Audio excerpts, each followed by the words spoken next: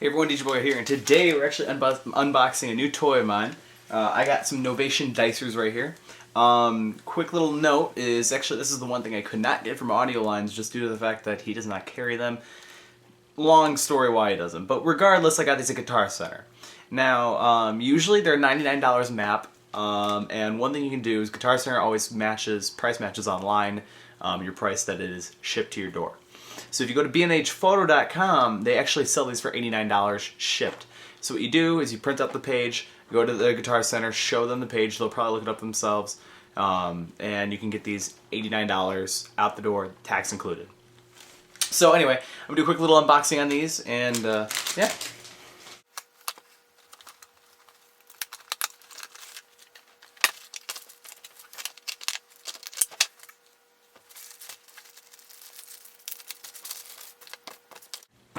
Okay guys, so anyway, inside the box you get your two dicers. They come in pairs, and automatically they have the 45 adapter mount attached to them with a little screw.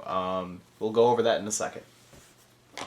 You also have your USB cable and your mini jack cable. Now this is actually pretty much a normal stereo mini jack cable, because what happens is these are bus powered. You plug these in and they're already automatically powered through your computer. And then they actually transfer power and data between each other through this little headphone jack cable. So I assume, I haven't tested it yet, but I assume if you lose this, you can use any stereo mini jack cable, as long as it's male on both ends. Also in the box you get a register me online thing, a range of other Novation MIDI controllers, getting started guide, which you really don't need because these things are so ridiculously simple. And DJ putty, which is essentially silly putty meets sticky tack meets Play-Doh kind of thing. Because what you can actually do is take these 45 adapters off. It's a flat surface. You can stick these on your CDJs. You can stick these on your laptop, whatever, wherever you need these. Now these are MIDI controllers, so really you can do whatever the hell you want with them.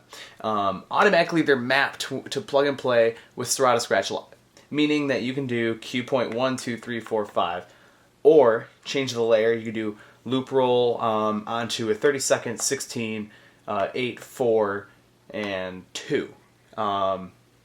Whatever the hell you want. You can arrange the parameters to what you want.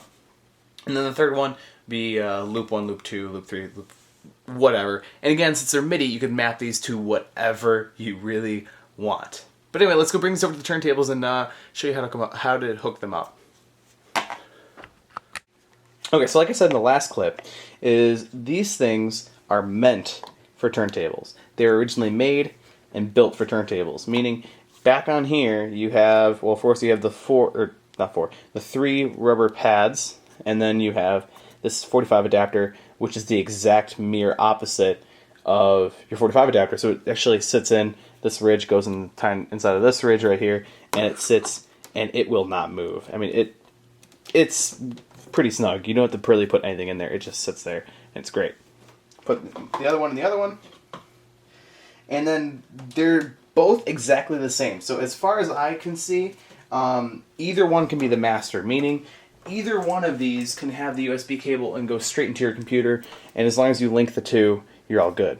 So in my case, I'm actually going to make this one the slave. I'm going to make the one over here the master. So let me wire this up real quick and get these started. Okay guys, so real quick, one thing I found out is I have these all routed through my coffin. You know how my coffin is all pre-done, so I had to go ahead and do that. Your deck 1 is the one that is going to have the USB port on it.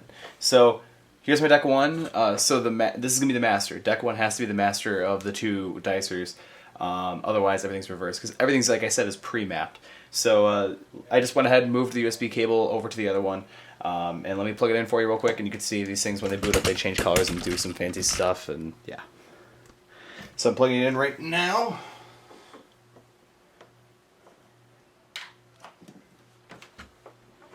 Okay, so then right away they see, once they're booted up, that you have 2 hot cues on this deck. Right now I don't have my speakers plugged in, but let me grab my headphones real quick and we'll get right back to it. Okay, so now once they're plugged in, whenever you load a track to either deck, it's automatically going to figure out how many hotkeys are on there, and it's going to only light up those buttons that have hotkeys assigned to them. So right now, I'm actually on my scratch sentence, just so I can actually not worry about copyright stuff on this video. But anyway, so I know my speaker's plugged in right now, but let's just start the turntable and I'll start jumping around hotkeys real quick.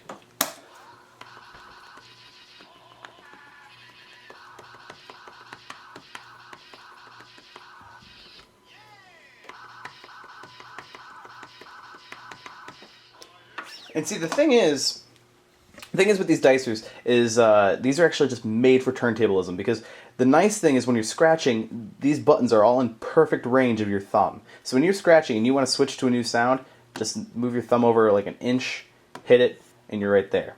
Now, that's not all that's in here. When these are preset to Serato, of course, this first button is going to be for all your hotkeys. And real quick, just to show you, if I go over here, if I were to load another song, blah, something that doesn't have 5 hot cues. Here.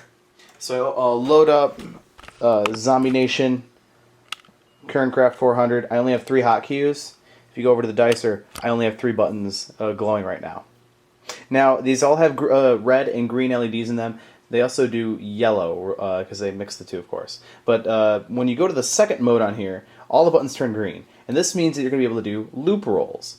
So if I were to go back to my scratch sentence real quick, and I was going to play that.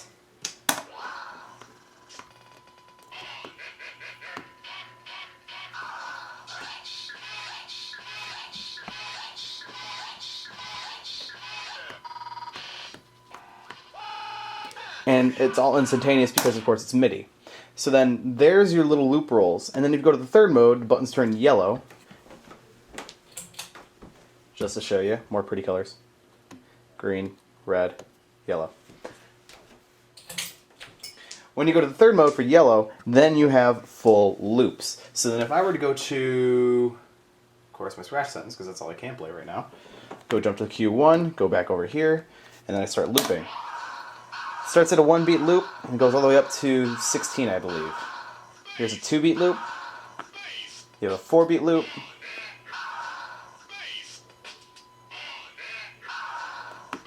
Then you have an 8-beat loop. And then a 16. Then you can also hold this, just let go. You go back to your 1-beat. 2. You don't have to actually hold the buttons for these. 8, 16, 1. Then you go back to you can jump around and do whatever you want to it.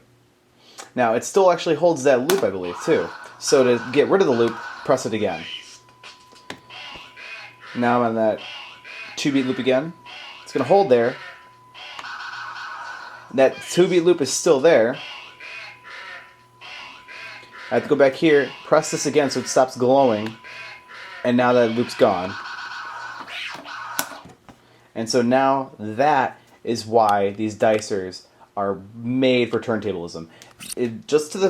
Because these are really close to your hand, quick access, usable, and really these can still be mapped to whatever you want. Personally, I love the presets, so I'm going to keep them. Plus, they look damn cool. These are, like I said, they're $89 if you know how to shop. They're built extremely well. Novation's known for perfect buttons. You could hit these anywhere on these buttons, and it's going to register. They're not like some real cheap other MIDI pads that I've seen where you actually have to hit them straight in the middle for them to work. These are very high quality. These can be slammed for ages, and anywhere on here they work. And they're very responsive, and they look damn cool, like I said. So there you go, guys. Quick little video on the Novation dicers. Practice and enjoy.